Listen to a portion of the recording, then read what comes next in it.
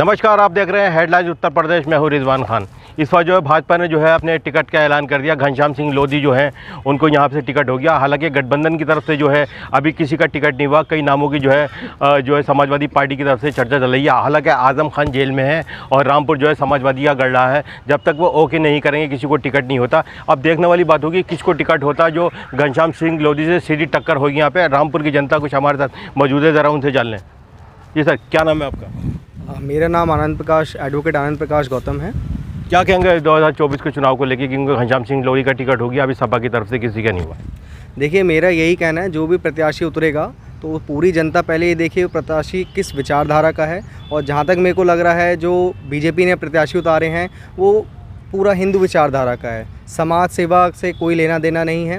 सीधा बेरोजगार को ना सपोर्ट करने का कोई उनका मुद्दा है, सिर्फ धर्म को आगे बढ़ाने का है। जहाँ तक मेरे को उम्मीद है समाजवादी पार्टी कोई ऐसा जुझारू ऐसा कैंडिडेट उतारेगी जो बाबा साहब की विचारधारा को लेके, राम मनोहर लोहिया जी की विचारधारा को लेके और समाजवादी पार्टी की विचारधारा को लेके आगे बढ़ेगा। तो किस तरह का कैंडिडेट होना चाहिए आपकी नज़र? मेरी तरफ में नज़र ऐसा होना चाहिए कैंडिडेट की वो देखे कि युवा को क्या चाहिए, बुजुर्गों को क्या चाहिए, जो उनकी नीड है, रोज़गार है, जो उनकी समस्या है उनको देखे। तो ये मैं चाहता हूँ कि इस तरह का कोई उम्मीदवार आए, उतरे। शिवपाल जी हमारे नेता हैं, पहले भी चुनाव हुए थे।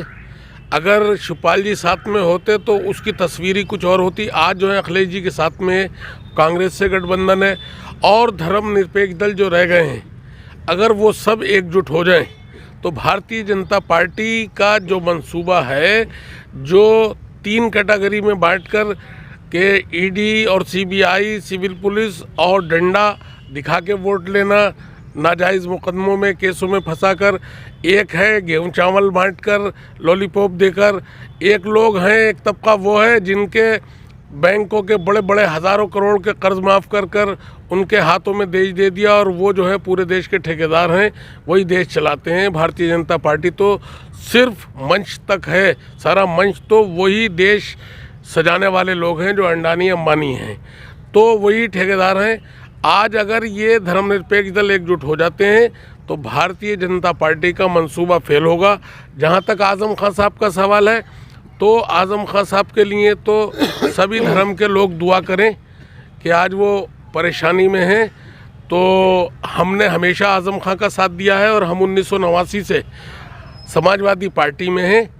और हम अभी लखनऊ गए थे, हमने शिवपाल जी के सामने, उन्होंने हमसे पूछा था, हमने पूरी जो है रामपुर की स्थिति जो है उनके सामने रखी है। और अगर पार्टी अगर हमें भी मौका देगी तो हम भी पार्टी का मजबूती से काम करने वाले लोग हैं। हमें अगर पार्टी मौका देगी तो भारतीय जनता पार्टी के कैंडिडेट को हम हराएंगे, क्योंकि लोधी जी जो हैं सवार तो अच्छे हैं मगर सवारी उनकी ख़राब है। व्यक्तिगत लोधी जी ठीक आदमी हैं, व्यवहारिक आदमी है, मगर कभी कभी अगर सवार अच्छा हो और सवारी गड़बड़ हो तो फिर वो सवार के ऊपर भी जो है वो एक तरह से जो है वो चिन्ह लग जाता है। देखिए, ऐसा है जो मैं अपने चश्मे से देख रहा हूँ, हर आदमी की अपनी अपनी दृष्टि है। जैसे हमारे याकूब जी ने कहा कि भाई बीजेपी सरकार ईडी सीबीआई को आगे कर रही है, तो मैं इनकी बातों को बढ़ाना चाहता हूँ। आज देश का लोकतंत्र ख़त्म हो चुका है। लोकतंत्र ऐसे ख़त्म हो चुका है कि आप देखिए, अगर आप कितने भी पाक साफ हैं और विपक्ष में हैं तो आप जुल्मी हैं, अत्याचारी हैं।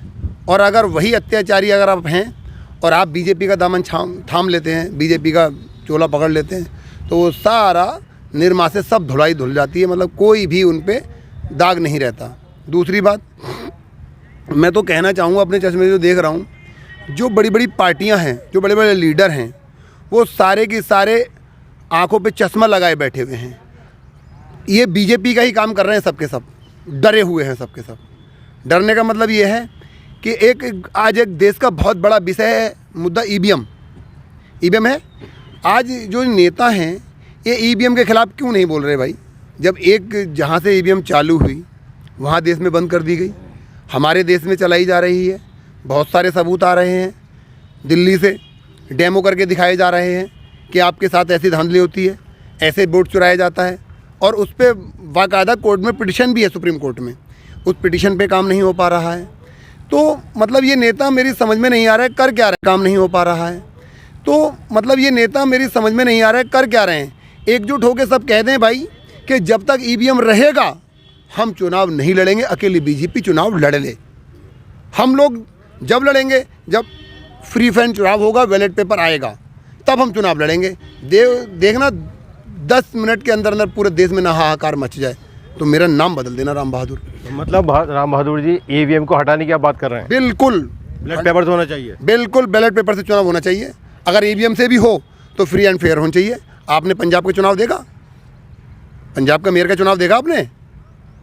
क्या देखा आपने उसमें? सारे वोटों को गड़बड़ करा जा रहा है सत्ता के दम पे।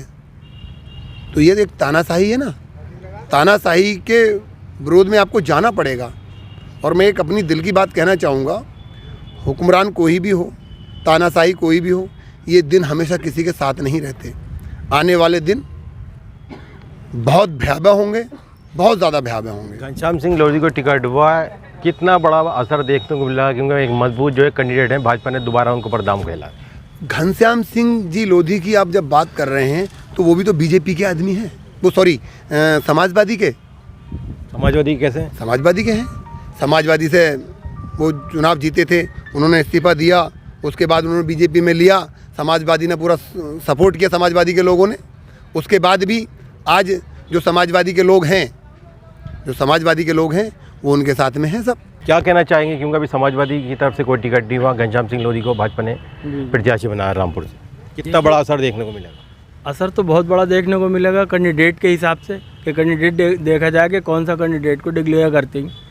आजम खान साहब के ऊपर रखा है कि वो जेल से कैंडिडेट चुनेंगे। अब किसको चुनते हैं ये अभी क्लियर नहीं हो पाया है, 2-1 दिन के अंदर क्लियर हो जाएगा। असली चुनाव के नतीजे तभी पता चल पाएंगे जब तक समाजवादी के कैंडिडेट का नाम शो नहीं होगा। किस आदमी को शो करते हैं, किसको नहीं शो करते, उसके बाद ही समीकरण बदलेंगे। चुनाव के समीकरण तो 1 दिन के अंदर बदलते हैं, ये तो आपको पता ही होना चाहिए। अब भाजपा तो अपना कह ही रही है पहले से ही कि 400 के पार और 800 के पार और 600 के पार, लेकिन ये क्या समीकरण भी देखे जाएंगे ना चुनाव के, क्या है क्या नहीं है। देखिए, जब अगर भाजपा अपनी जगह सही है तो ईवीएम क्यों ख़त्म नहीं करती? ईवीएम के लिए सुप्रीम कोर्ट के वकीलों ने मतलब जाके वहाँ से कहा कि ईवीएम उठा के हम कोर्ट में पेश करेंगे, क्यों इजाज़त नहीं दी? क्यों ईवीएम को जलवा दिया गया है? क्यों वहाँ के वकीलों को लाठीचार्ज कराया गया, इनको बंद कराया गया है? क्यों कि भाजपा ने अपने अंदर कमी थी, भाजपा के अंदर ईवीएम का फाइल पकड़ा गया, शो हो गया उनका, इसलिए वो चाहते नहीं कि सुप्रीम कोर्ट के अंदर जाए। ईवीएम से आज चुनाव हटा के कर लें, बैलेट पेपर से कर लें, दूध का दूध पानी का पानी, पता चल जाएगा। भाजपा डर रही है बैलेट पेपर से चुनाव करने के लिए, भाजपा डर रही नहीं कराने। ईवीएम ही एक मुद्दा है, ईवीएम से चुनाव करावेगी। और मेरी अपनी राय ये, अपना सोचना ये है कि अगर ईवीएम से चुनाव हो तो हम सब लोगों को चाहिए चुनाव का बाइकाट करें। क्या कहना चाहेंगे आप? चुनाव हमारा कहने का मतलब है बैलेट पेपर से चुनाव होगा, बीजेपी बुरी तरीके हार जाएगी। बैलेट पेपर से होना चाहिए चुनाव, ईवीएम से नहीं। ईवीएम से जीतेंगे तो मोदी का कोई कहीं मुद्दा ही नहीं, ईवीएम से तो हार जाएंगे मोदी। ईवीएम उनका जो है एक बहाना है, बैलेट पेपर आज भी हो जाए आज वो हार जाएंगे। बैलेट पेपर से होना चाहिए। हाँ। क्या नाम है आपका? मेरा आज क्या कहना चाहेंगे? बैलेट पेपर से हो चुनाव, बैलेट पेपर से होना चाहिए।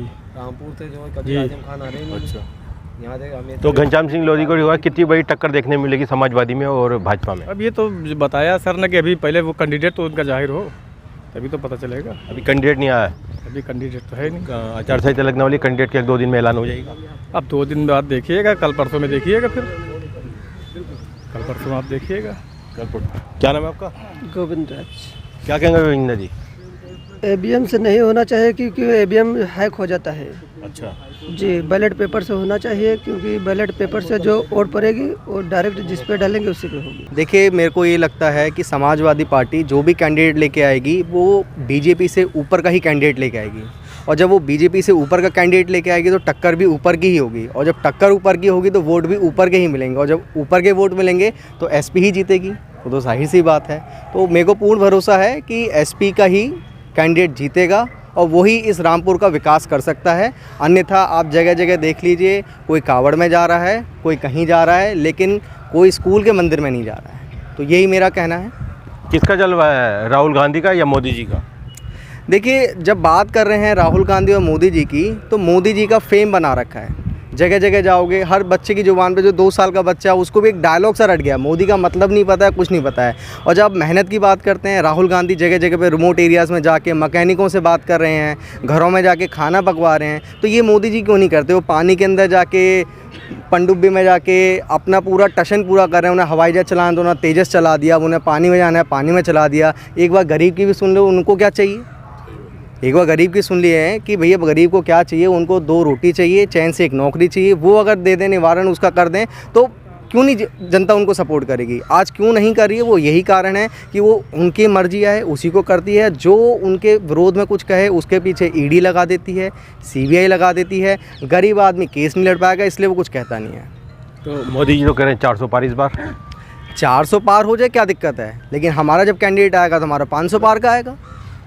चलिए, ये अलग अलग लोगों से हमारी यहाँ पे बात हुई, क्योंकि घनश्याम सिंह लोधी का टिकट हो गया। अभी जो है गठबंधन की तरफ से किसी का जो है टिकट नहीं हो पाया, लेकिन सबों का अलग अलग जो राय रखी है। अभी सबों ने जो है ईवीएम को जो है हटाने की बात करी है। बैलेट पेपर से चुनाव है, दूध का दूध और पानी का पानी हो जाएगा। और साफ तौर पर कहना भी समाजवादी पार्टी की तरफ से जो है कैंडिडेट का भी ऐलान नहीं हुआ। जब कैंडिडेट का ऐलान होगा तो फिर देखने को मिलेगी कांटे की टक्कर घनश्याम सिंह लोधी में और जो है समाजवादी पार्टी में। अभी देखने वाली बात है कि किसको कौन सा ऐसा चेहरा है जो समाजवादी पार्टी उसको घनश्याम सिंह लोधी के सामने लेकर आती है। रामपुर से रिजवान खान, हेडलाइन न्यूज़।